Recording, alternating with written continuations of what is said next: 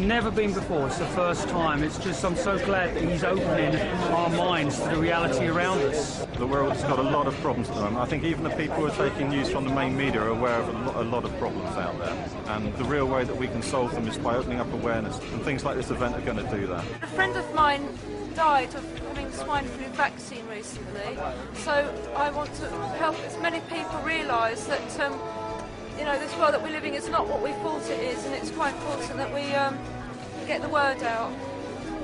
I do believe there is an evil cabal who are interested in power, money and control, and I have a lot of respect for David for not being scared and speaking out against it. I admire him. I think he's very brave. I just want to see him doing his thing. I want David to tell us all, man, you know. I want him to talk about the moon being a spaceship. I want him to talk about the future, which he's so positive about, you know, with what's coming and how humanity is going to remember who it is, you know, and see that fork in the road where we actually stop believing all the mainstream education and media and start to wake up to the true magnitude of who we are and how we create reality, you know. He's done a lot of quality research, and he's also applied a kind of philosophy to it as well. You can take it or leave it, but he's putting it out there for everyone, and he puts himself at risk doing it, and we all owe him big time for that.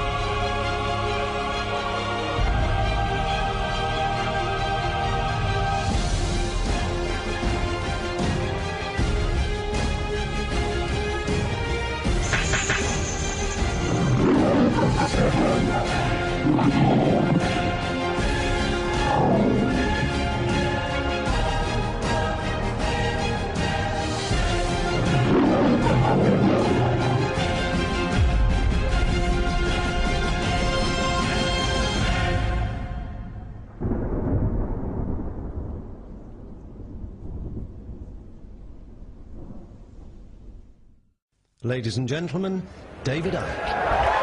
Thank you. Thank you. Thank you. Thank you. Whoa. Thank you. Thank you.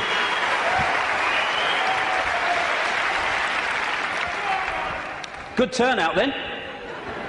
Crikey. I remember talking to people in telephone boxes once and having room to walk around all those years ago. But amazing things have happened since. My thanks first of all to the extraordinary Linda for putting this event on, and Sean and all the team.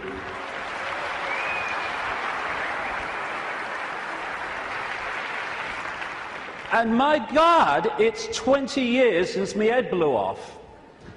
20 years on, I hope I've contributed one thing, and that is to let people realize that if you believe in something, if you keep putting one foot in front of the other and don't get caught in defending yourself or feeling sorry for yourself or falling for the fear that what other people think of you because you're saying something that's different, then if you keep putting that one foot in front of the other, you get somewhere. It's when you stop that everything stops. And if we believe in what we are saying, and what we're saying has validity, then eventually it will be shown to be so. But that process only plays out if we keep walking. And you realize over 20 years that whatever people are saying about you today, they'll say something else tomorrow, so don't get caught up in what they're saying today, whatever today is. Because the fear of what other people think is the state of perception that stops people making a difference. Because you can only make a difference in a world of uniformity if you operate outside that uniformity, and that's always going to get you laughter, it's always going to get you ridicule and condemnation. And we either want to make a difference and we take that on and say whatever, or we don't, in which case nothing changes. And when I look back at this last 20 years, I can see very clearly in my life what happens to all of us. You come into the world, and then you go through a series of experiences, and they seem to be random. They don't seem to be connected. Well, this is happening now, and that's happening then, and this is happening today. But when you look back, you see how it's been a journey of connected, often fantastically synchronistic experiences that are leading us in a certain direction. If we choose to go. If we don't choose to go, then we just run on the spot, which is where most of humanity is because of the way the system is structured. So when I look at the different aspects of my life, I see the chain of events that's led to now. I mean, this was me when I came into the world. I was bloody happy to be here, I was. Mum, Earth's a shitty place, I want to go home. And I felt like that as a kid, to be honest. But then my life unfolded, and I became a professional footballer. Have you seen them teeth? When I saw that bloody picture, I've seen them teeth. Last time I saw a set of teeth like that, it was winning the Grand National. But the football side of it, which just seemed to be, I want to be a footballer. Actually, because I ended up playing professional football with rheumatoid arthritis, not recommended, by the way, I had an iron will to keep going whatever. And my goodness me, that came in quite handy a few years later. Then I went into television. What a bloody poser, look at him. I don't know, you should curl my hair then, you know. And thank you. It's been a long time since anyone did that to me. In fact, that's the first time, I think. And what that did was show me the inside of the media, shite, and also gave me a public profile which was going to lead to something later that wouldn't be ignored, although at the time I wish it was being ignored. And then I went into politics, you can call Green Party politics, and I saw politics from the inside, how it's just a game, how it's irrelevant to human life, and how people who were fighting with each other in the public arena were doing anything but that behind the scenes. And then, bang, 1990. For a year before 1990, when I was still in the Green Party, I felt this presence around me. Even when I was in a room alone, or especially then, I felt this presence around me, like I wasn't alone. And this went on for the best part, like I say, of a year. And it got more and more powerful, more and more tangible. Long story short, I tell the story in the books. I went by a series of synchronistic chances to see a psychic. Never seen one in my life before. And I just wanted to go along. I told her I wanted hands-on healing for my arthritis, which was true. But the real reason was, would she pick up what was around me? And I went for a couple of times, and it was hands-on healing, very nice. Betty Shine, nice lady. And then the third time, she starts giving me this stuff. Ooh, this is powerful, she says. I've got to close my eyes for this one. And in 1990, out came all this stuff. I'm presenting the snooker at the time. You know, I'm with the BBC still, and out came all this stuff. I was going to go out on a world stage. I was going to reveal great secrets. And basically, there was a shadow across the world that had to be lifted. There was a story that had to be told. And I was going to tell it, which, when I'm sitting with my bum on that little bench next to her in her healing room, sounded complete bloody craziness. But it's unfolded. And it's unfolded very quickly after that, where my life started to change. And I started to come across information that was pushing me in a certain direction. And then, in the same year, or just after the same year, 1991, I went to Peru just on a whim, on intuition, and ended up having extraordinary experiences on a mound in Peru, just down from where that is. This is Siyustani, not far from a place called Puno in southern Peru. Over just out the shot there, on this mound, when this energy was coming in the top of my head, and I was shaking like I was plugged in the mains for about the best part of an hour. And after that, everything changed. It was like a dam bursting in my head, and suddenly concepts, information, perceptions were pouring into my mind. And for about 3 months, if you'd have asked what planet I was on, I would definitely have had to check. And that 3 months was when all this unfolded, what I call my turquoise period. When it was like a computer where you push too many keys and it freezes and says, can't process this, thank you, I'm shutting down. And that's what happened to me basically in that 3 months. And then, after that time, everything morphed back. And people were coming up to me in the street after all the ridicule, they're saying, you're just like the bloke I used to know. I thought they said you got mad. Well, I may have looked like the bloke I used to know, but I wasn't. I was suddenly seeing the world in a completely different way, and I was asking the big questions. Who are we? Where are we? Why is the world as it is? And from that time, the puzzle pieces started to be handed to me in really synchronistic, amazingly synchronistic ways. One of the, if you like, psychic communications that came through Betty Shine said in 1990, sometimes he will say things and wonder where they came from. They will be our words. Another one said knowledge will be put into his mind, and at other times he will be led to knowledge. Well, all I can say after 20 years of experience since that time is that that famous advert in Britain, it does exactly what it says on the tin, is precisely what has unfolded since then. And that's how the information for all the books and everything has come.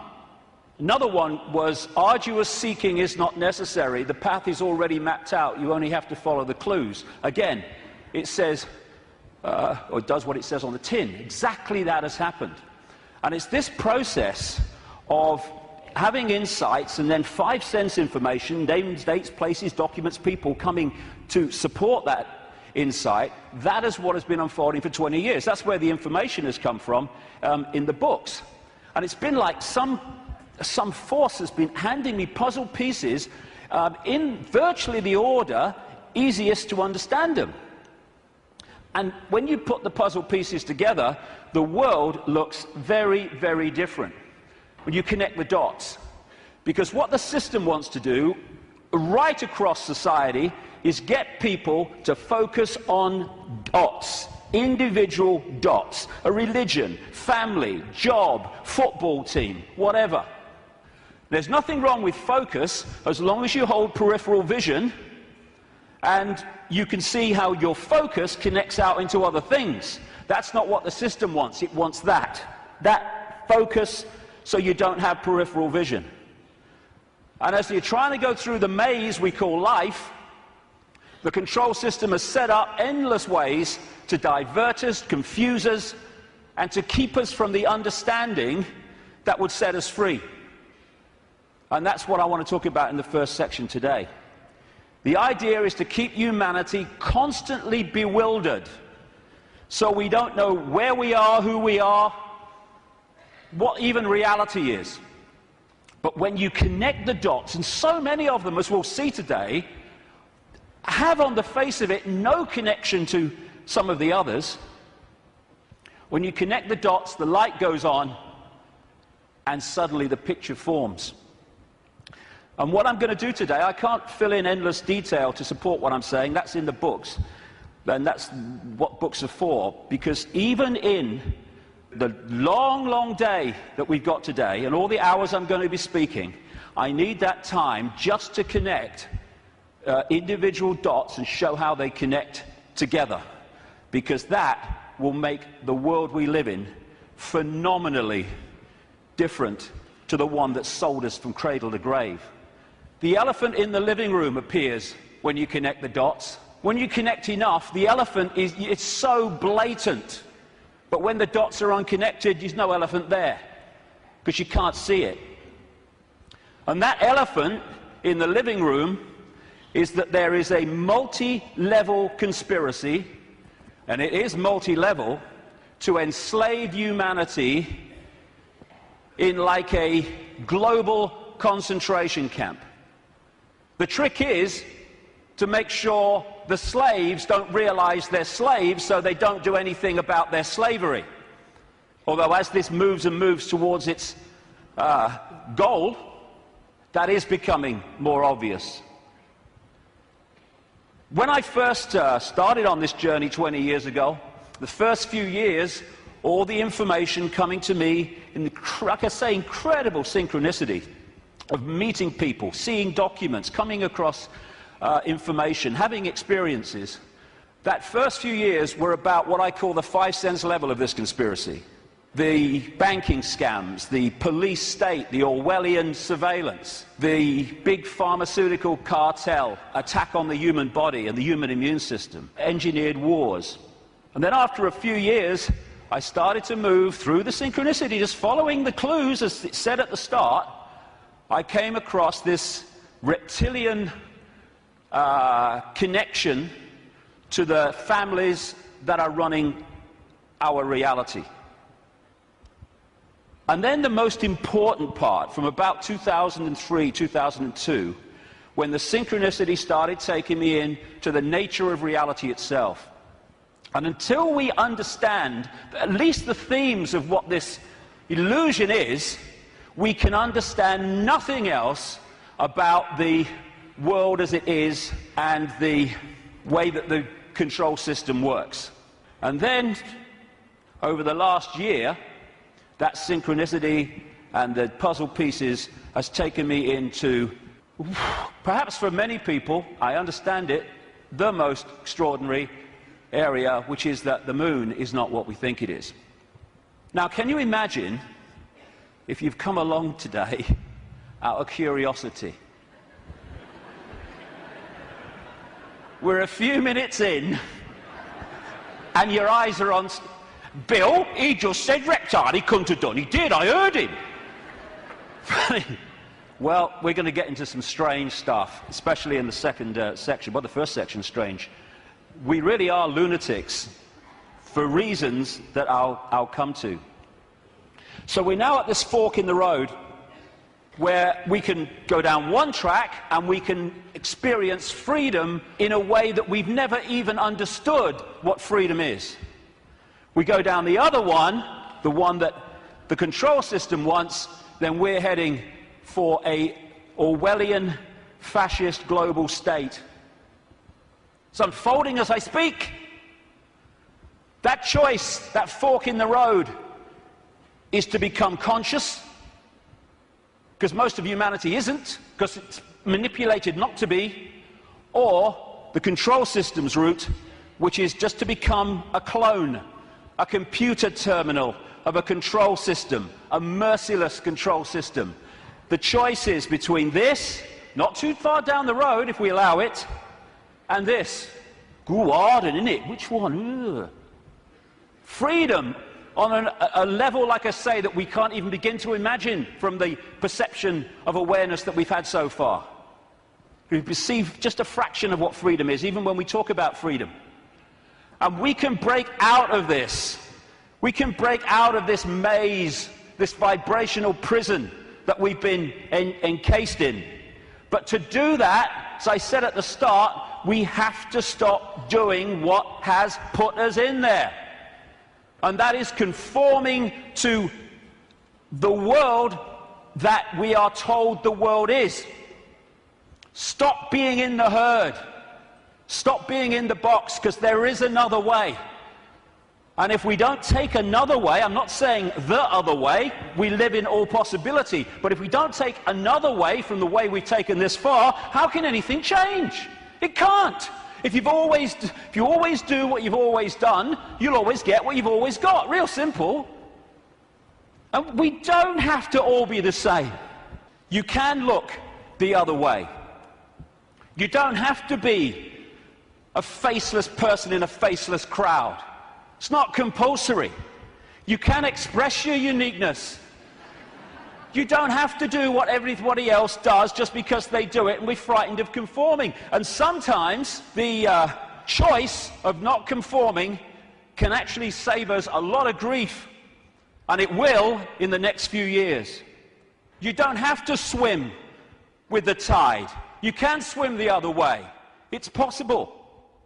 You were born an original. Don't die a copy. But how many people do?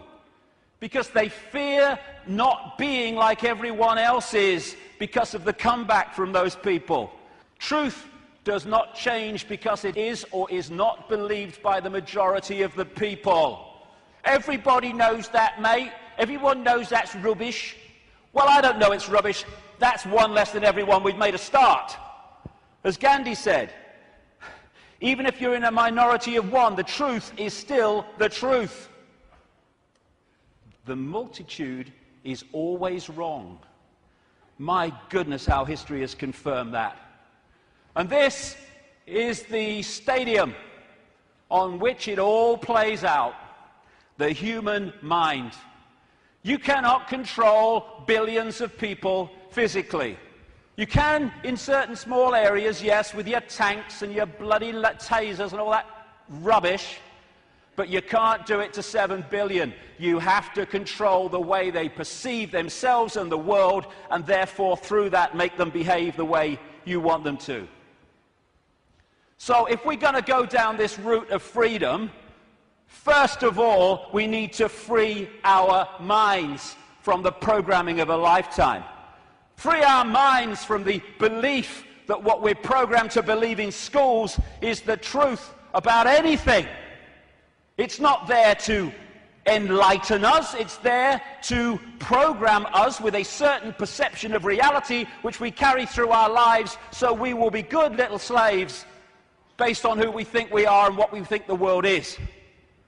Free our minds from the diversions and the nonsense and, hey honey, she's after the car, quick. And while we're doing that, over here, the world is being orchestrated. Not for our benefit either. Free our minds from the belief that the mainstream media is interested in telling the people the truth of what's going on in the world. It's there to do the opposite. It's to tell us the version of reality the control system wants us to believe, so we will respond and react in the right way. Free our minds from the fake change people. I mean, crikey, is there a politician that's actually campaigning anymore that's not saying they stand for change? Change? Yes, I tell you what the change is. It's one guy claiming to be change, controlled by the same force that controlled the previous guy. Free our minds from the fake, fraudulent, false flag terrorist events created by the same control system that then tells you how the world must change to save us from the terrorism that they had covertly created. Free our minds from the front men for this control system, who are put up to frighten us into accepting changes in society, surveillance and control to save us from people who are front men for the very system that says, let me save you from him. Free our minds from the bullshit nonsense about human-caused global warming, which is nothing more than a way of introducing and justifying more and more controls and massive, massive increases in taxation, making fortunes for people like him. Free our minds from the idea that Big Pharma, the pharmaceutical industry, is in any way interested in human health. It's not about human health, it's about Big Pharma wealth and more. Free our minds from the four-letter word that controls the world, fear, that traps us in these vibrational boxes called fear. And free our minds, more than anything else, from the idea that we are Charlie Jones or Ethel Smith. We're just Joe Public. We've got no power. The choice is to become conscious, to realize that Ethel Smith is an experience, not who we are, and choose not to be what the control system is fast trying to create.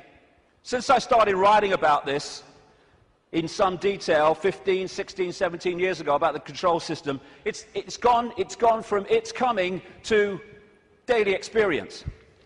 I think this is a symbolic picture myself. That plaque says, George Orwell lived here.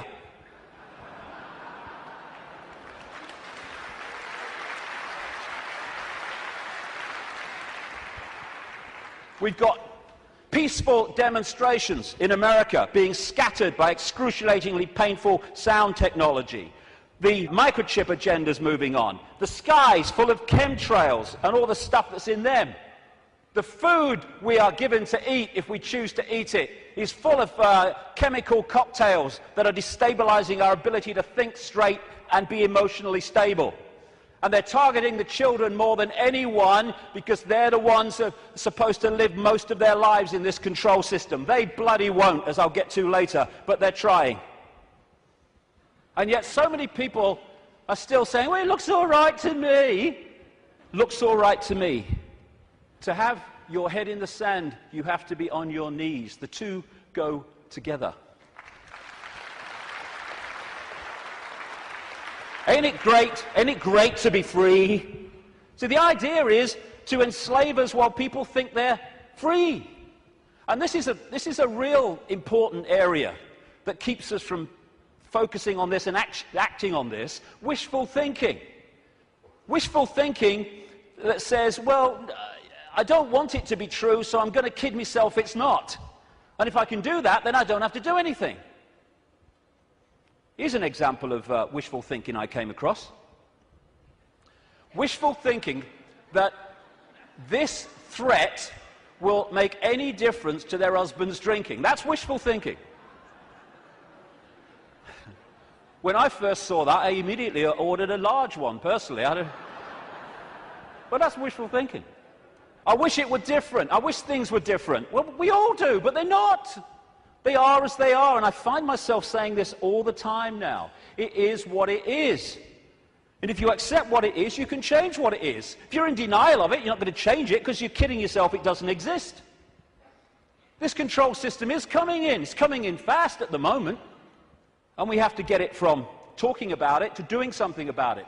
And it's crept up on us, step by step. While we're watching the game shows and celebrity world and sport and stuff. Nothing wrong with any of those things. But if you're there and you've not got the peripheral vision, they will keep you from seeing what's going on. And now the future is here. It's not sometime never. The future is here. And we've got to go from that to that pretty damn quick. And we can and we will. In many, many ways. As Martin Luther King said, the ultimate measure of a man is not where he stands in moments of comfort and convenience, but where he stands at times of challenge and controversy. And we are at a time of challenge and controversy, and we'll see what we're bloody made of, frankly. But the great news is, and I'm going to get into this big time in the last section, this is a time of fantastic awakening. Like I say, when I started on this journey consciously, anyway, 20 years ago, the number of people that were in any way interested in this information, whether it's the nature of reality or the control system and its agenda, was tiny, tiny, tiny. It was a lonely road. Not anymore. A phenomenal awakenings happening all over the world as people start to expand their minds and open their minds to another possibility, to another world, to another sense of self. And what comes with that awakening, indeed what triggers it in so many ways, is when we decide to ask the big questions. Because only then can we get the big answers. Like, who are we? Where are we? What is reality? And that's what I'm going to focus on in this first section, because unless we at least understand the themes of what reality is, we cannot possibly understand what's happening in the world and how the control system really works and how deep the rabbit hole goes. Establishment science, education, media, that's what it does. I mean, have you seen these politicians in Britain now?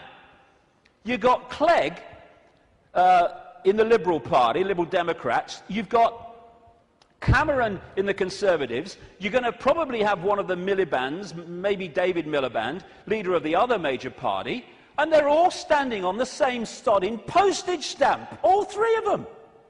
Same background, same basic perception of the world and politics, and that's exactly the same with science, education, and media. They all stand on this same postage stamp, and anyone wants to step off it and explore in other areas, stop him! Stop him! Ridicule, condemnation, stop his funding. And people say, well, if what you're saying is true, science would tell us. Yeah, okay. Like the media would tell us, right? Yeah, okay. What the control system doesn't want us to know is that this reality, in terms of its physicality, the one we think we're experiencing now, is an illusion. There is no physicality. There is no out there. Everything I'm looking at now out there is going on in here. I'll come to how that works. It is so simple. As the great American comedian Bill Hicks said, great man. All matter is merely energy condensed to a slow vibration. We're all one consciousness experiencing itself subjectively. There's no such thing as death. Life is only a dream, and we are the imagination of ourselves. And that's the control system's bottom line, manipulating our imagination of self. You can trick the brain into seeing things that aren't there. These are pictures of paintings, etc., on the flat surface, the flat road, the flat pavement. And yet you can trick the brain into reading them as three-dimensional. That's on a flat pavement. So's that. Is that a woman's face, or is it a flower and a butterfly? Very easy to trick the brain to decode reality in a certain way. For instance, is this a man and a hand, or is it a Mexican, a woman, a bush, and a dog? Depends how you decode it. And the control system, en masse, is manipulating 24/7 the way that we decode reality, so we decode it in line with what suits the control system. As Einstein said, reality is an illusion, albeit a persistent one. And the reason it's persistent is because we live in a virtual reality universe. A fantastically expanded, advanced version of a gigantic computer game. And the analogies go one after the other. Today, it's much easier to talk about reality because technology is starting to mirror the very reality that we're experiencing. It's getting closer and closer to real, and the projection is that not too long from now, they will have computer games which you could hardly tell the difference between that and this. We're having training simulations and flying simulations. They're in some hospitals using virtual reality images to show patients when their burns are being treated, and they show them pictures of very cold images, and the brain decodes that and cools the skin down. And when you look at these advanced virtual reality technologies, what are they doing? They're just hijacking the way the five senses work anyway. They're using the eyes, they're using through these gloves, the sense of touch and all the rest of it, and they are feeding information, digital information, to the brain and tricking it to believe that something's going on which is not. And that's how the control system works. And we have what I call the body computer, the biological body computer. Biological, by that I mean it has the ability not just to react to data, but to assess that data and make decisions on it, which is what the immune system is doing all now as we speak. I'm not standing here, you're not sitting there saying, okay, problem with the right leg, go down there a bit on the left. No, it's just doing it because it's thinking. It's a biological computer system. By the way, this image here was taken the split second that someone told this guy that Barack Obama had won the Nobel Peace Prize. That's how I reacted anyway. And the base foundation of this virtual reality is actually waveform, vibrating energy. And within waveforms, as scientists will tell you, fantastic amounts of information can be stored. And that's what the base information construct of this reality is. It's information in wave form. And what I'm going to call that through the day is the metaphysical universe. When I talk about the metaphysical universe, I mean the waveform level of this universe before it becomes this. What happens is the waveform information construct is decoded through the body computer into the world that we think we are experiencing. It's all going on in here. And it's like, as I'll come to in a second, it's almost a mirror, though much more advanced, of the wireless internet, where you can get a computer and you can pull the wireless internet, the World Wide Web, a whole collective reality out of the unseen to appear on a screen anywhere in the world. And so as we decode vibrational information through to electrical information, which is sent to the brain, and the brain decodes that into the world that we think we are experiencing. This is the metaphysical universe. Through the body computer, it becomes the world that we experience as outside of us.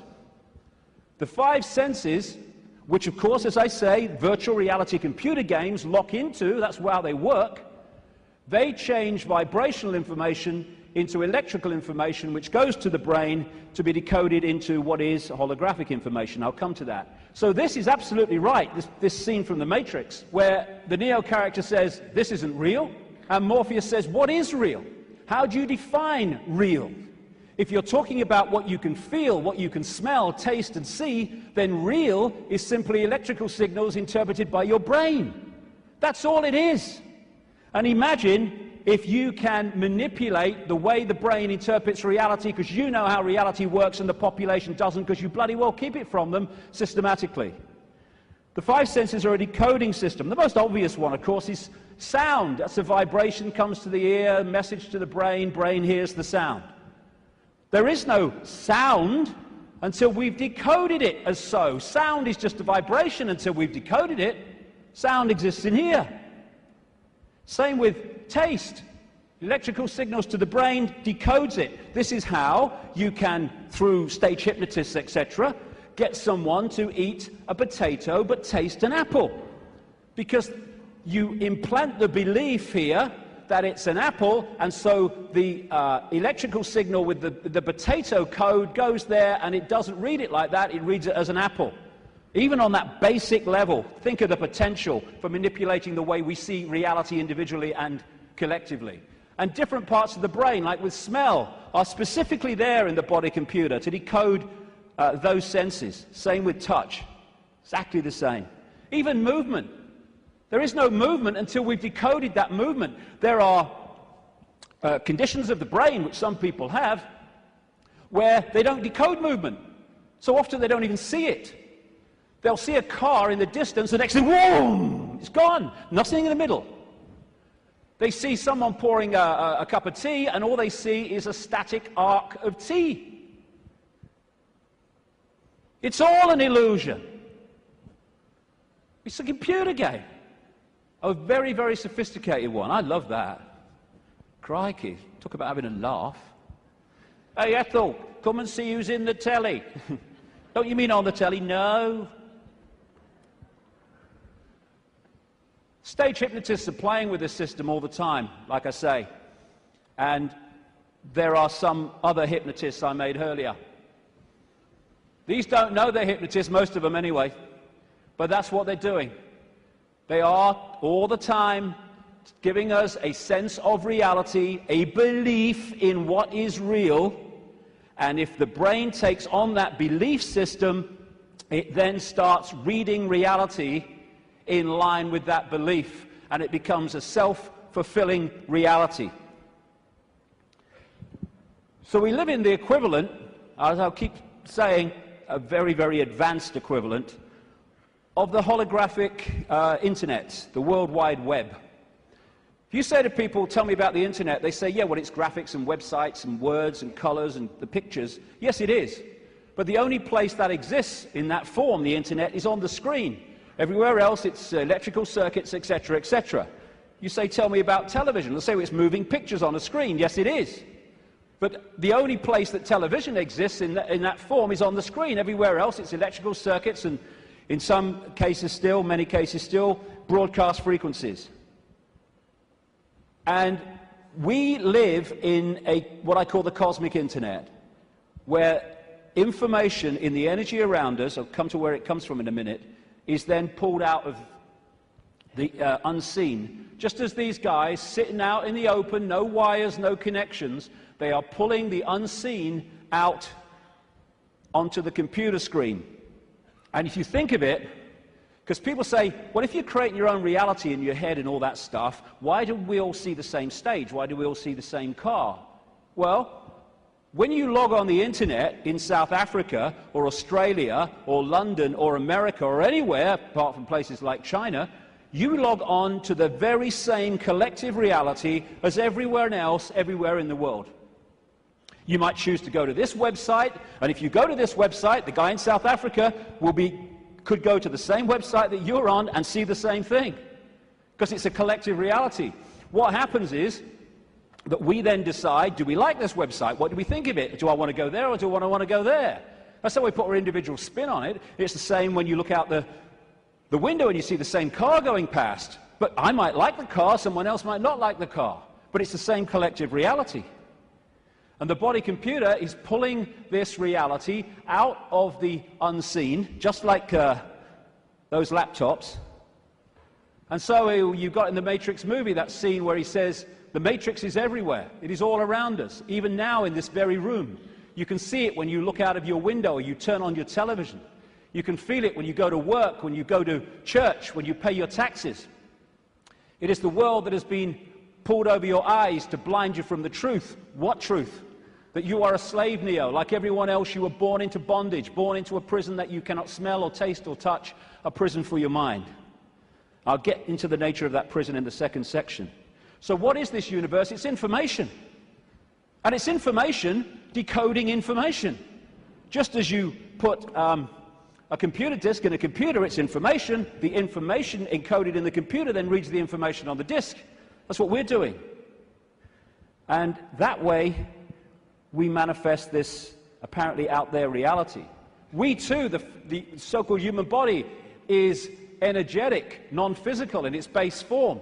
But when it comes through the decoding system, it becomes the world that we think we're experiencing outside of us. It seems to be outside of us, I'll grant you. My God, I look out here, it looks to be outside of me. But it's inside of us. We are creating it through the decoding system in our heads. Now, I'll go into this area in the new book. What I'm saying is that, well, I'm not saying this, scientists are now saying this. At the center of this galaxy is a massive black hole, and the increasing thinking is, and I would say it fits perfectly, is that there is a giant black hole at the center of every galaxy. What I'm saying is these black holes resonate the base information or the base vibrational frequency of this virtual reality universe. And they interact with what we call the suns. In this case, our sun in this solar system, but of course there's suns all over the place. I'm saying that this vibration triggers from the suns, depending on its vibrational state, because it changes, and that answers a lot of things, as I'll come to shortly. It triggers information of certain kinds being transmitted by the sun, suns in general, in the form of photons. Photons are the base unit of what we call light and other forms of electromagnetic radiation. They carry information. These photons being generated out of the suns, triggered by this vibrational base frequency coming from the black holes, create the cosmic wireless internet within our reality. And that's what we are decoding The Earth decodes it. It's photon energy, photon information that is passing through the Earth energy grid. It is photon information, what the Chinese, in their acupuncture disciplines call qi. That qi is actually photon energy. It is information, which the body computer then is decoding into this collective reality. And just like on the internet, where you can see information and receive it, but you can also post information, so we're interacting with this virtual reality universe and changing it subtly as we put our unique spin on things. And we're creating that world that I keep talking about. Now, some scientists, over the years, have postulated that this physical world only exists when it's observed. I agree. Why? Because of this. When you put a computer disk into a computer, it does not read all the information on the disk at the same time. It reads that part that it is observing, whatever that laser's hitting at the time. All the other stuff is still in information form. It's not been transferred to the screen as pictures, etc. And we do the same. When we observe, decode, then we bring it into this reality. But without that, this is just the base vibrational metaphysical universe, which is the basis of all of it. Then no light gets in the brain. So how do we see light? How can I look at that light and see it? No light ever gets in the brain because the brain's decoding information into that light. So when you see things like in the Matrix movies, those lines like, there is no spoon. It is not the spoon that bends, it is only yourself. Exactly. Because the only place the spoon exists in physical form is in here.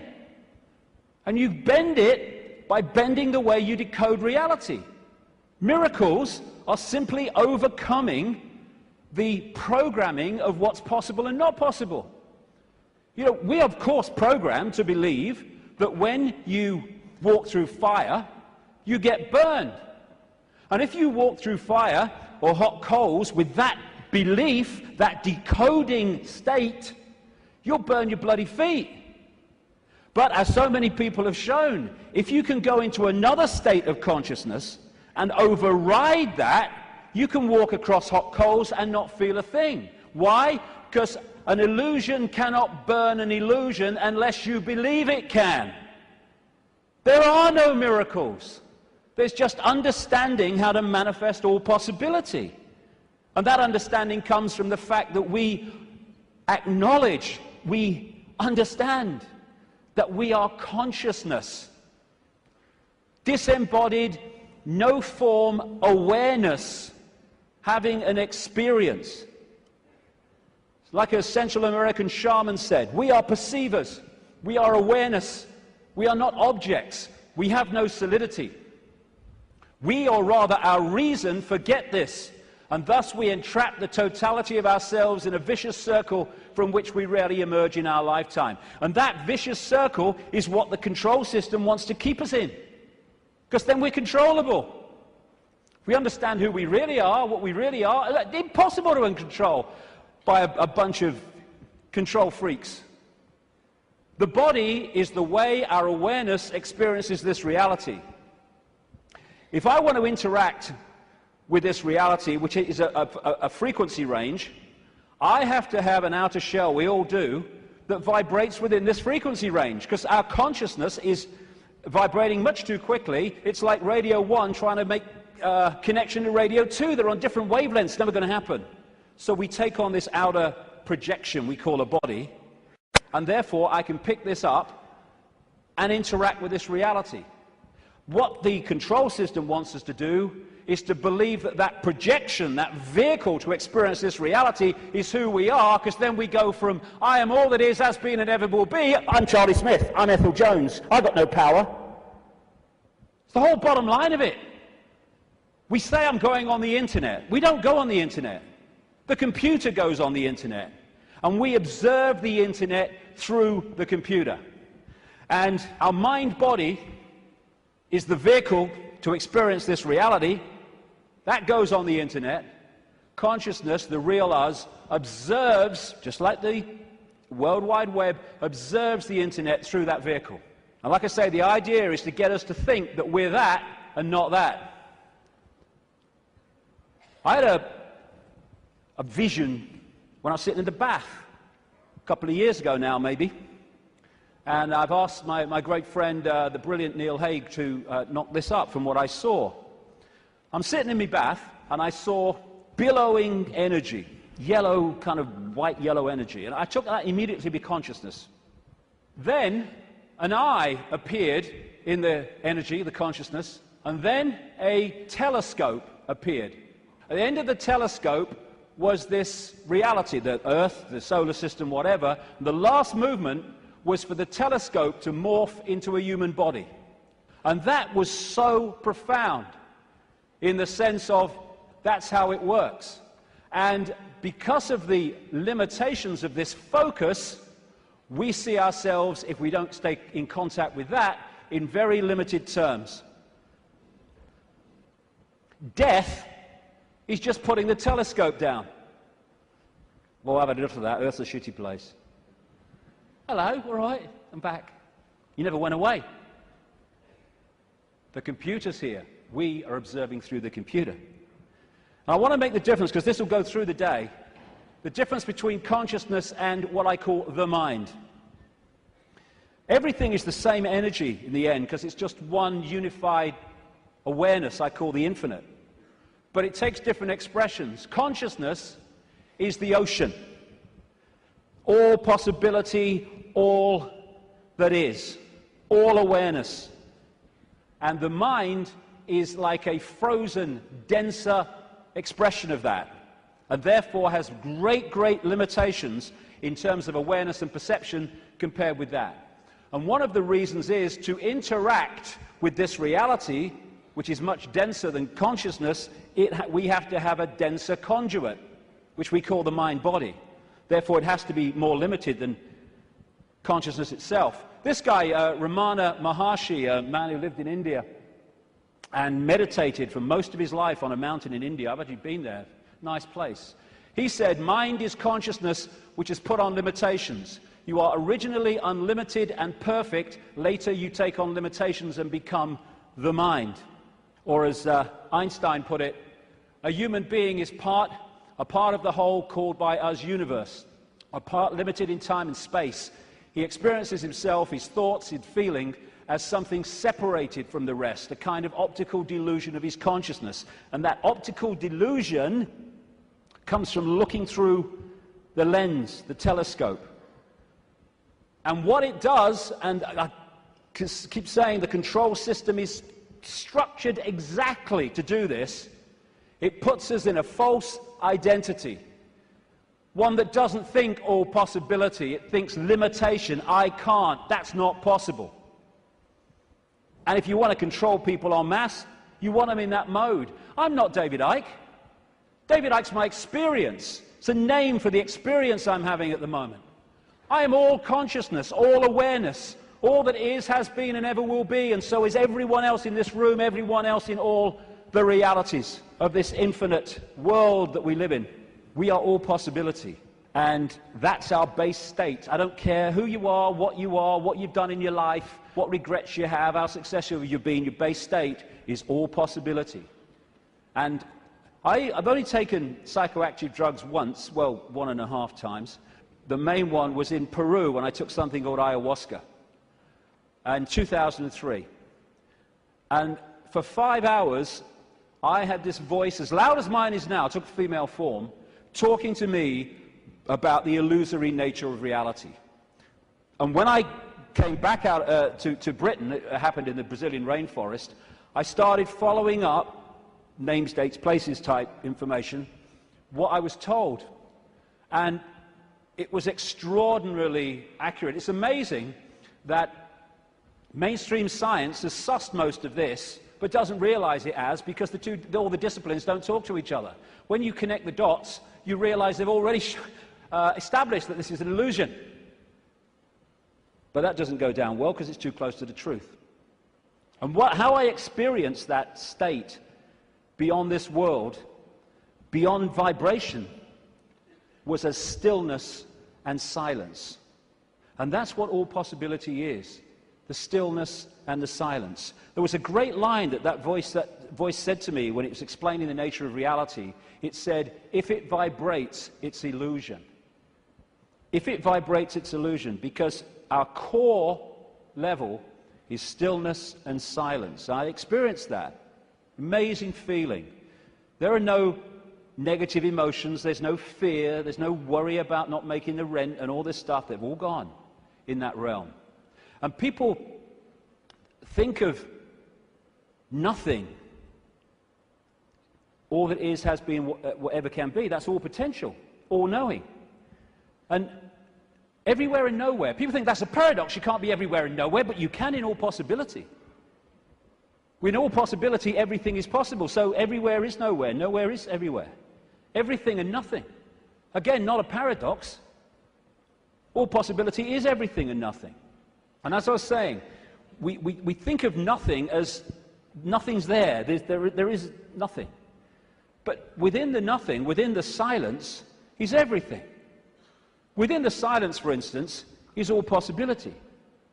And then when I start talking, I have pulled one possibility out of all possibility, which is manifest as vibration, my voice.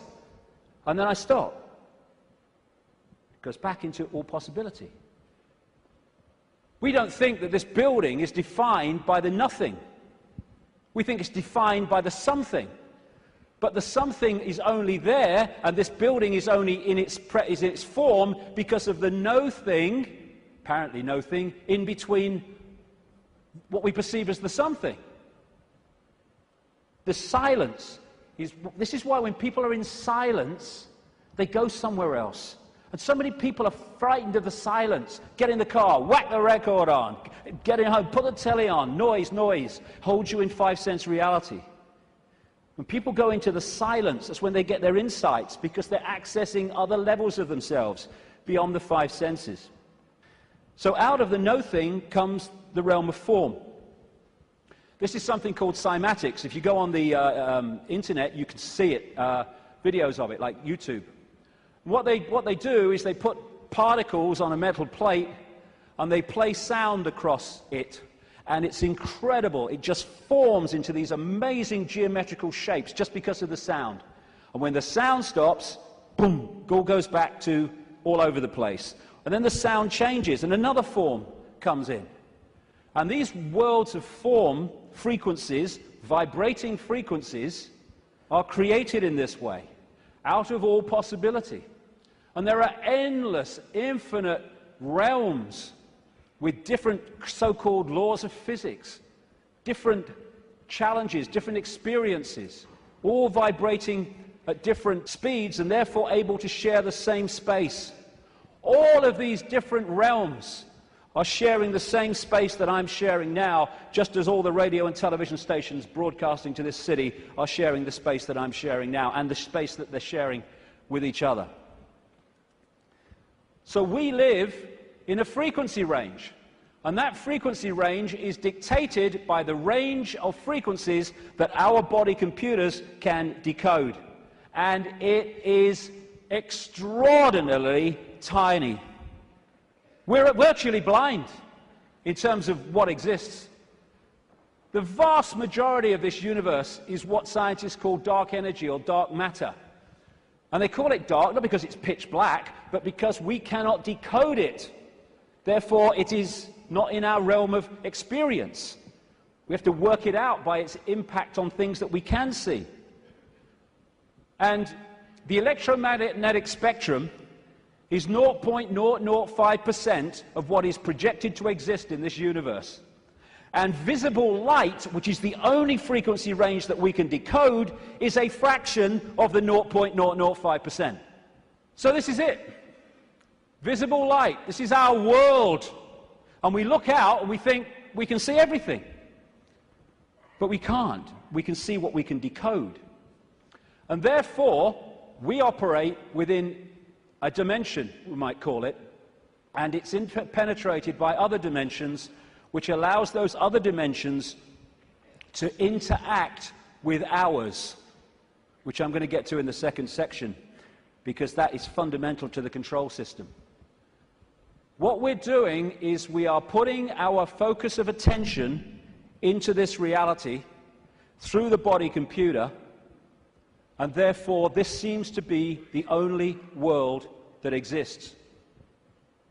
But the space we're occupying is teeming with life of endless varieties. So if we come into this world of mind and we hold a connection to consciousness, we are in this world physically and we can experience this. We're going to go to the pub, yeah, let's have a beer with you, yeah. But we're not of this world in terms of the point of observation. We are in this world, but we're observing it from here. We can see things here that this can't see. And that's why the control system has to keep us here. And a structured society to make that happen. To keep us in bewilderment by being only able to decode and experience reality through the five senses. And once you are in the five senses, and you're not getting inspiration, insight, intuitive knowing from higher levels of your consciousness, where do you look to get a fix on who you are, where you are, and the world you're living in? There. And who controls that? The control system that controls the media, politics, education, science. The idea is isolate us in the five senses, isolate us in body-mind, and then program the body-mind to see the world that suits the control system. Time and space are just information within the metaphysical universe fabric, the vibrational fabric, which we then decode into what appears to be time and space. There is no time and space. When you put a disk in a computer, it's got information on it. You put it in the computer reads it. On the screen, you see time and space, or what appears to be time and space. But all it is information on the disk being read by the computer and being put on the screen. That's what we are doing all the time. Time's an illusion. And my goodness me, if we fall for that, then we totally get encompassed by time, that time exists. You can say it's 1 o'clock, I've got to meet someone at 1 o'clock, so you're there at the same time, and you synchronize that, but all along you know that it's just a construct. It's not part of you this time. Because no time is where consciousness operates. And if we operate completely connected to time, then by that very nature we're going to disconnect from consciousness, which is on another level of perception. Our time is just crazy.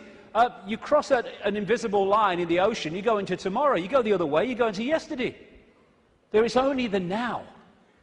That's all there is. People say, no, there's the past and there's the future. Well, okay.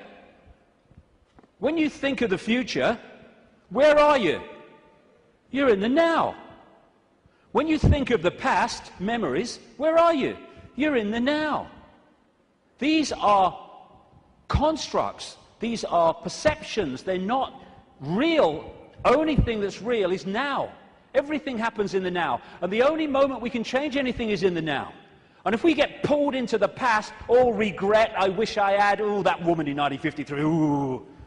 Or we get pulled into the future, oh my God, what's going to happen? Oh, yeah, outcome, oh, what if? Then we're getting pulled out of the only time that exists, and therefore our power to change things, to impact on now, is diluted. And we are absolutely dominated by time. What's the time? Oh my God, is that the time? Oh my goodness, what's going to happen? Are you going to get time? Oh, I'm late. And yet, the now is the only thing that exists, and time, like space, is a perception. It is part of the construction of reading. You could see time in a way like a disc, like a DVD. What you've seen in the film is your past, as you perceive the past. What you're looking at in the film at that moment you perceive as the present, and what you've yet to see in the film you perceive as the future. Yet all that information exists on that disc at the same time. Whip back a bit, you've gone into the past. Whip forward, you've gone into the future. And I've been talking for years about the time loop, as I call it. wrote a book with that title. And it's not really a loop, but it does can express itself like that in the play-out world of so-called physical reality. And we go round and round and round, and it comes back to the start. And we think we're going forward, but because we're only in it for a certain section, we think we're going forward. If we stayed with it, it will come basically back to the start. It's like a place of experience, and depending on what we wish to experience, depends on what part of the loop that we decide to experience.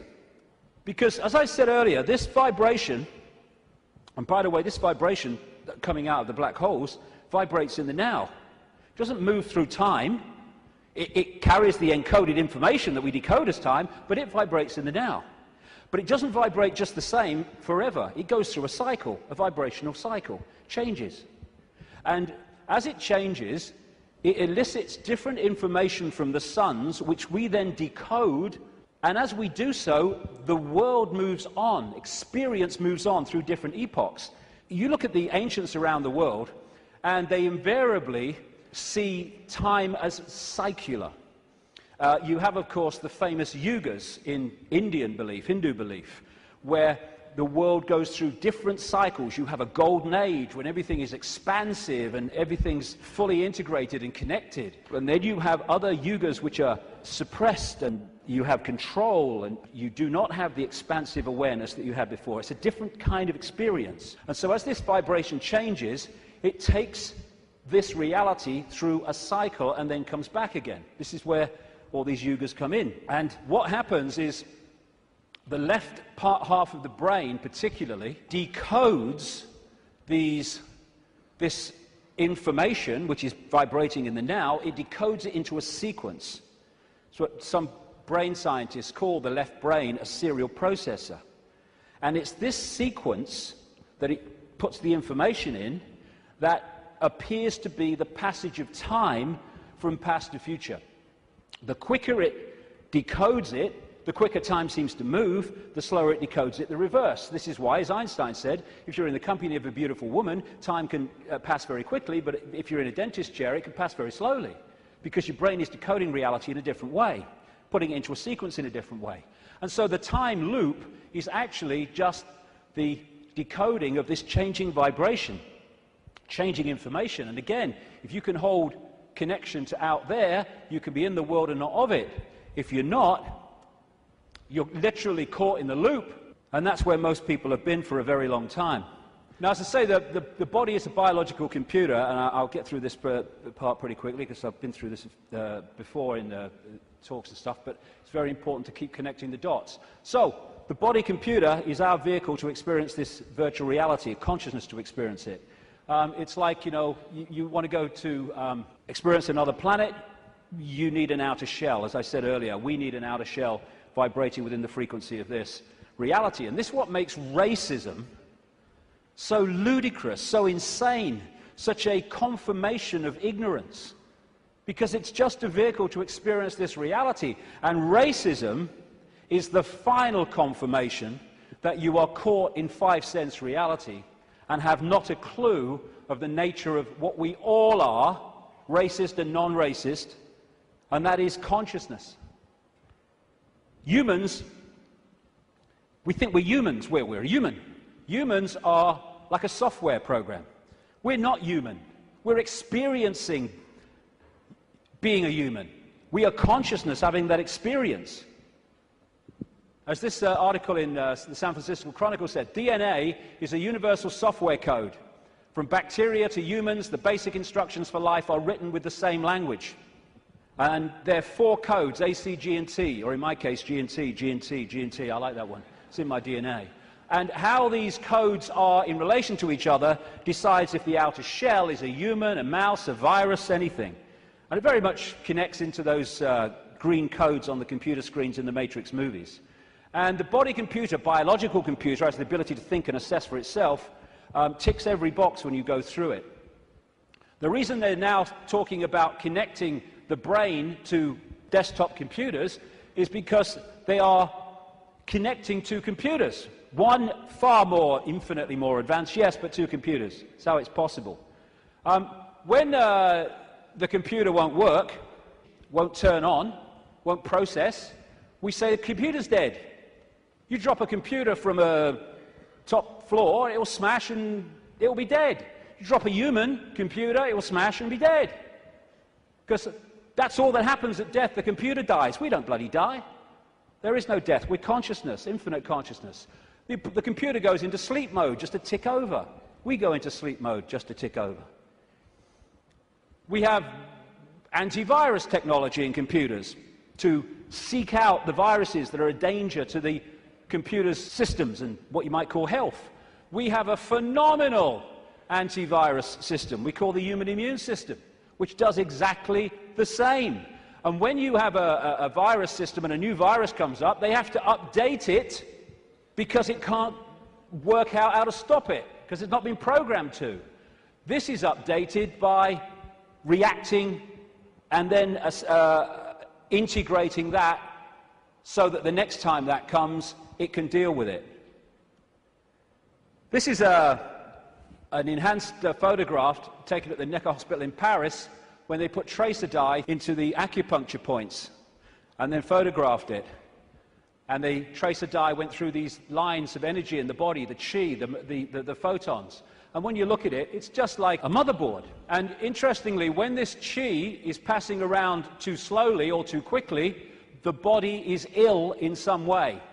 And what acupuncture is about is using the needles and other techniques to balance out that flow of energy. And what happens when the information is passing around a desktop computer in less than optimal speed? You say, my bloody computer's slow today, and often it's slow because it has a virus. The brain is the central processing unit of the computer, which in a desktop is a microchip. It's the main processor of information. The DNA is the hard drive, and it's not just the DNA we see physically, because even DNA is just the decoded version of an energy field. We have an energy counterpart which we call the human aura. What we call cultures. I'm this culture, I'm a black South African, I'm a Hindu or whatever. These are different sub-softwares of the human software. This guy, William Sheridan, was in a New York hospital waiting for a heart transplant, and he joined an art therapy course. He was about as good as I am, and I'm a terrible, terrible artist. And this is what he was drawing. After his heart transplant, suddenly he went back on the art therapy course and started drawing much more sophisticated pictures. As a result of agreeing to promote organ donation, he managed to meet the donor's mother. He asked her the obvious question, did your son have an interest in art? And she said he wanted art materials rather than toys from the age of 18 months. He was crazy about art. And there have been many studies, some of them very extensive over the years, that have shown the incredible connection between people who've received hearts, lungs, and other organs from people and then taken on either and or their character traits or their abilities. Because what are they doing? They're downloading information from one computer to another. That's how it gets passed across. Credo Mutwa, the great Zulu shaman in South Africa, told me that in the days when they used to eat people in Africa, one of the golden rules was that you must heat the person to a certain temperature, otherwise if you eat them, you become them. Same principle. We are led to believe that what identifies us with the body and what identifies us with the body being us is whether we're a man or a woman. Again, being a man or a woman is not what we are, it's the experience we're having. How can we be a man and a woman, or how can that be what we are, when you can change from a man to a woman through chemical intervention? It's changing the nature of the computer through chemical intervention. Freaky the chicken, who was in the papers a few years ago, started out life as a hen, laying eggs, then had a massive, for some reason, explosion of testosterone, and became a cockerel. Started chasing the chickens, the hens, and crowing at dawn. Grew a comb. How can male or female be what we are when that can happen? It's an experience for consciousness which is neither male or female because it's all possibility. This is from the BBC website. Scientists have been able to take control of flies' brains to make females behave just like males. Researchers genetically modified the insects so that a group of brain cells that control sexual behavior could be switched on by a pulse of light. The team was able to get female fruit flies to produce a courtship song behavior usually only seen in males. Just so you manipulate the computer. Why do birds suddenly start singing together when the sun comes up? I mean, is there someone with a bat on? Go! Why did Freaky the chicken start crowing at dawn when the testosterone came in? It's a program. It's the same with emotions, where we think the emotions of who we are. But you can fundamentally change your emotional state through drugs, through chemicals, through things like mercury. Mercury in fillings can change your personality. Could change your personality by drinking the shite in food and drink, these chemical cocktails. That's what's happening to so many kids. How can even emotions, as we know them, be what we are, when chemicals can change the emotions that we have? It's to do with the way we decode reality. And we are receiver-transmitters of information. Like we're taking from the worldwide cosmic web and we're adding to it. And how interesting and appropriate that one of the great ways or great means of receiving and transmitting is through crystals, quartz crystals. And it turns out the human body is a gigantic liquid quartz crystal. The membrane of every cell, and we have trillions of them, is a quartz crystal, a liquid crystal. The Earth is a gigantic crystal. Every grain of sand, for goodness sake, is a crystal. And the Earth, too, is receiving and transmitting information within this cosmic web. DNA is a receiver-transmitter of information, and it's made that way. This is an article on DNA. From the characteristic form of this giant molecule, a wound double helix, the DNA represents an ideal electromagnetic antenna. On one hand, it is elongated and thus a blade which can take up very well electrical pulses. On the other hand, seen from above, it has the form of a ring and thus is a very magnetical antenna. We are receiving and transmitting all the time through what we think is the body computer. And the energetic auric field connects into us through what we call chakra points, from a word, Sanskrit word meaning wheels of light. And these connect into what we call the physical body through the endocrine system of glands, two of which include the pituitary and the pineal gland, which together make up what we call the third eye. The ability to get out there through the sixth sense. It's like that Muse song says, if we could flick a switch and open your third eye, we would know that there'd never be afraid to die. Words to that effect. Exactly, because we'd be out there. Now, anything that can shut these down holds us in five-sense reality and stops us from breaking out into the greater self. That's where they want us, and that's where they've got so many people, the vast majority, in that state, in a false identity. The world looks so solid, I grant you, but it can't be.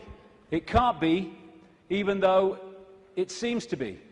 And if you bang your head on the wall, again, like walking through the fire, believing you're going to get burned, bang, you'll bang your head. But it can't be, because the world is made up of atoms, and as quantum physicists have shown, atoms have no solidity. How can something which is basically empty space make up a solid world? It can't. The reason it appears to is because the information in the waveform metaphysical universe is decoded through into apparent solidity. Again, it's just the way we decode reality that gives it form. We take information from a disk, we put it on the screen, it seems to have time-space solidity. But it doesn't. It's just information being read, and that's exactly what's happening to us. The reason it appears solid and it appears three-dimensional is because we live in a holographic world. We see holograms, you can buy them in the shops, where they appear to be three-dimensional, but actually they're not. It's just the illusion of the way they're made. And how they make them is they have a laser, part of it goes across the object they want to photograph, another part goes directly onto a photographic plate, and then the part that's passed across the object goes onto that plate, and they collide. Those two parts of the laser collide, and they create, here we go, a waveform. We call it in holographics an interference pattern. It's like dropping two pebbles in a pond, and then the waves they create collide, and that is a waveform representation of where those pebbles fell, how heavy they were, how high they fell from, etc., how big they were, etc. And this is what the waveform, again, looks like on a holographic print. It's information. It seems to be nothing. It looks like a fingerprint, appropriately, actually. But what is it?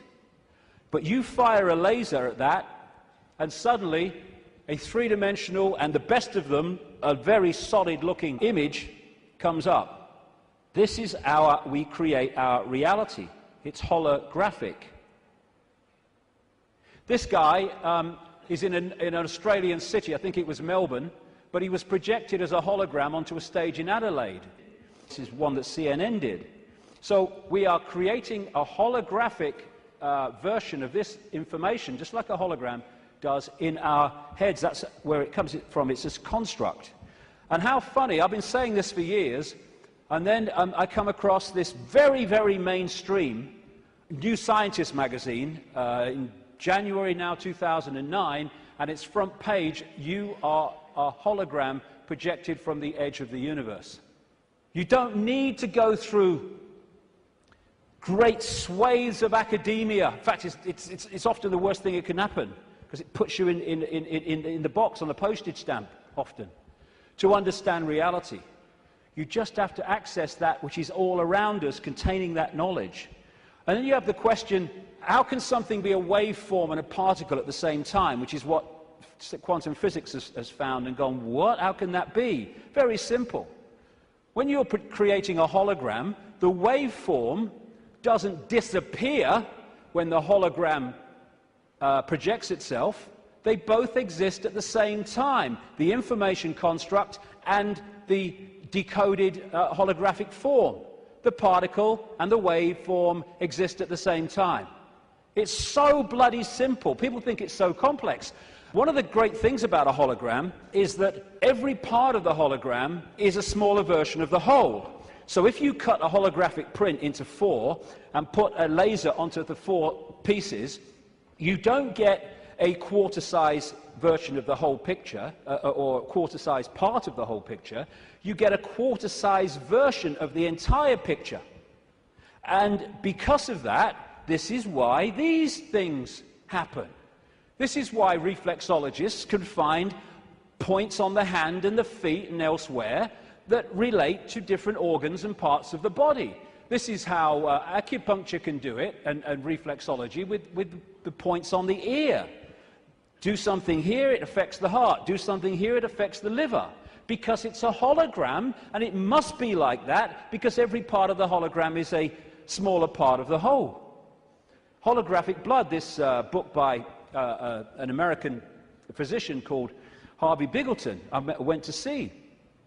He has found holographic images in the blood.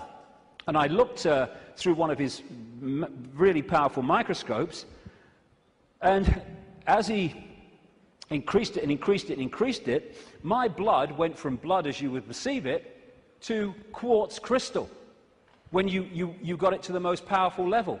That's what we are, crystals. So because we live in a holographic reality where everything is a smaller version of the whole, that's where we get the theme of as above, so below. That's why the human energy field is mirrored by the Earth energy field. Because we are a smaller part of the Earth hologram, and the Earth hologram is a smaller part of the greater hologram. And on one level, this reality is digital. And they're creating now, and this is extremely relevant to what I've been saying, they're creating now digital holograms that operate in a slightly different way to the holograms we've had before. And some of these digital holograms, that's one, are being used at promotions to sell products and stuff. And people are frightened to walk through the hologram because it looks so solid. And that's what this is, digital holograms. Digital holograms is the reality that we're experiencing in what I call the play-out world.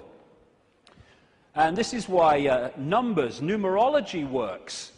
Numerology can predict things, and it can make things happen because it is working on this digital level of reality. Computers work on binary systems of on-off electrical charges, just symbolized as 1 and 0. They're now starting to develop trinary computers with a third number. And the human brain works how? On binary and trinary on-off, etc. electrical charges. And of course the A, C, G, and T codes of the DNA all connect into this. So while in the Matrix movies we saw the projection of beyond the physical world, it was a digital world, so is ours. That's exactly what it is.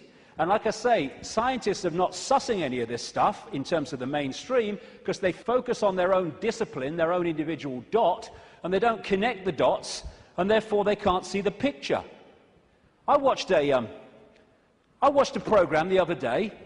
It was a mainstream science program, and it asked the question for at least an hour. I think it was an hour. What's the biggest number? And they were going to these bloody numbers that went on and on and on and on, disappearing up there, trying to work it out. Well, I'll tell you the biggest number. That's the biggest number. Infinity. There is no biggest number. There is only all possibility. And numbers are the digital level of this reality. And because of that, numbers represent vibrational states. As a result of that, you can manipulate reality through numbers and numerology, because you're manipulating that level of the decoded construct. So what does all this mean? We live a false identity. We think we're humans when we're consciousness. We're multi-leveled awareness, not just the body, consciousness. And some near-death experiences have experienced and then come back to tell the story of what they've experienced when they've been through. Sometimes they experience it as a tunnel and then come back when their body releases the consciousness for a short time. And this is one that encapsulates all of it. He said, everything from the beginning, my birth, my ancestors, my children, my wife, everything comes together simultaneously. I saw everything about me and about everyone who was around me. I saw everything they were thinking now, what they thought then, what was happening before, what was happening now. There is no time, there is no sequence of events, no such thing as limitation of distance, of period, of time, of place. I could be anywhere I wanted to be simultaneously. This body computer is what gives us the delusion of all those things. And I'll just finish on this bit. Key to holding us in servitude is to keep us in the left hemisphere of the brain. We have two, the right brain, the left brain, and we have a bridge called the corpus callosum, which bridges the two and should pass information between the two. And the right brain, they are very, very different states of being. The right brain is the out there, the creative, the connection with all that is. The left brain is what deals in numbers, in language, in sequence, and puts everything in hierarchical structures and all the rest of it. And what the system wants, he wants us in there. Because when we're in there and not in there, we are there. And the whole system is structured to put us there. The education system, everything. I found this, different functions of the right and left brain. What the right brain wants to do is say the color. What the left brain wants to do, language, it wants to say the word. And it's interesting when you try to go through these and say the color, how difficult it is for many people to say the color instead of the word, to say green instead of what the left brain wants, which is yellow. And the functions of the two are massively different. This lady, a brain scientist, neuroanatomist called Jill Bolte Taylor, became well known when she had a stroke in the 1990s, I think it was. And she had a stroke in the left brain and stayed awake for most of it, and therefore experienced what was happening. First of all, she got onto an exercise bike trying to overcome how she was feeling, and she looked down at her hands, because this left brain decoding system's now not working, and was not decoding reality as it normally did. She looked down, and she saw not hands, she saw claws. As this went on, she could no longer see a division between her and anything else. Everything just joined as one infinite field of energy consciousness. And she said it was just bliss. Nirvana, she called it. When she tries eventually, the left brain eventually kicks in and says, you've got to get help, she tries to call work, a colleague, to help her out. Took her 45 minutes, I think she said, a long time, trying to go through these business cards to find the number, because when she looked at them, she couldn't see numbers and words anymore, because this wasn't decoding reality as it should. She could see pixels. She was seeing this reality one step back in its digital pixel state. Eventually, through following the squiggles, she says, she managed to ring the number. And when the guy, he must have said something on the other end, like, hello, all she heard, she said, when he picked the phone up, was woof, woof, woof, woof. And then she said, I tried to say to him, hey, this is Jill, I'm in trouble. And all she heard herself say was woof, woof, woof, woof. Because the vibration was not being decoded by the left brain, the language part, into words that we can understand. And what the system wants to do is to put these firewalls up, called education, science, politics, media, peer pressure, to keep the right brain out of it. And this is fundamental, because these things are all part of the defense mechanism, keeping us in left brain reality and out of right brain infinity. Now, some people, they call them autistic savants, like this man, Stephen Wiltshire. They access the right brain potential in ways that other people don't. And this is why they're capable of fantastic achievements. This guy, Stephen Wiltshire, was taken up in a helicopter over London by the BBC for half an hour with nothing except his eyes, and then came down and drew London from the air with incredible accuracy. Why? Because he was accessing that infinite potential that left brain people, most of people in the world, don't. This guy, Daniel Tammet, another autistic savant, has again achieved incredible things, because he was challenged once to learn Icelandic in a week, and it's an incredibly difficult language to learn. I mean, none of the media were using on their news reading, were using the real name of that volcano in Iceland, were they? Because they could bloody pronounce it. This guy went back on television a week later speaking Icelandic. And his Icelandic teacher said, he's not human. Yes, he is! It's the human that we once were and will be again, when this suppression of our potential and our infinite possibility is brought to an end, and this shite stops.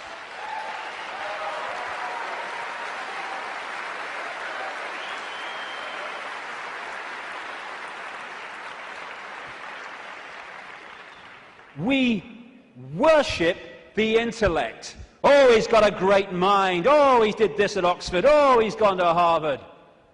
Mind is such a low level of awareness. It's supposed to be a vehicle for experiencing this reality, a servant of consciousness. It's become our master. It's become something to worship, and that's the isolated intellect. That's the isolated intellect. And so we reach a point. This fork in the road is, are we going to be consciousness or mind? Are we going to be all that is or little me? It's not really free your mind, it's free yourself from mind. That's why society is structured to completely engross us and swamp us in things to occupy our mind. Open your mind. Become all that is. Infinite love is the only truth. Everything else is illusion. What is infinite love? All possibility. Infinite possibility. Choice between the head, thinking, intellect, and the heart, knowing, wider consciousness. Then we start to access this wider information and see the world from a completely different level. We then start to access, once we get out of mind, all these other realities that are there to be accessed and perceived and to glean insight and information from, that have been denied by being encloseted and enclosed in mind. As William Blake said, if the doors of perception were cleansed, everything would appear to man as it is, infinite.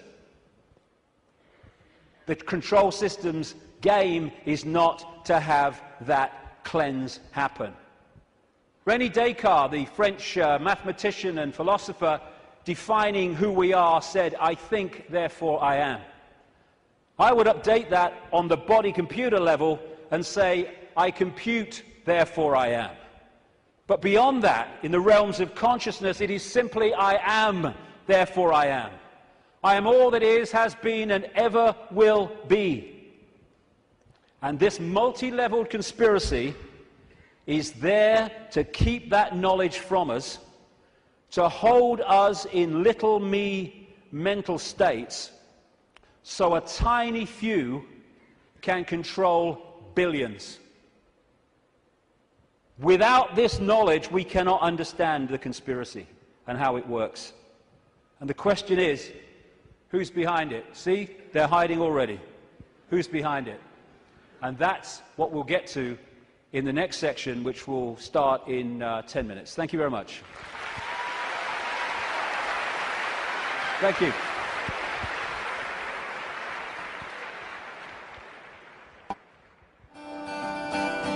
Love will set you free. Love will set us free. Love will set you free. 'Cause they can't manipulate peace and harmony. It's a spiritual revolution. It's a spiritual revolution. It's a spiritual revolution. It's a spiritual revolution.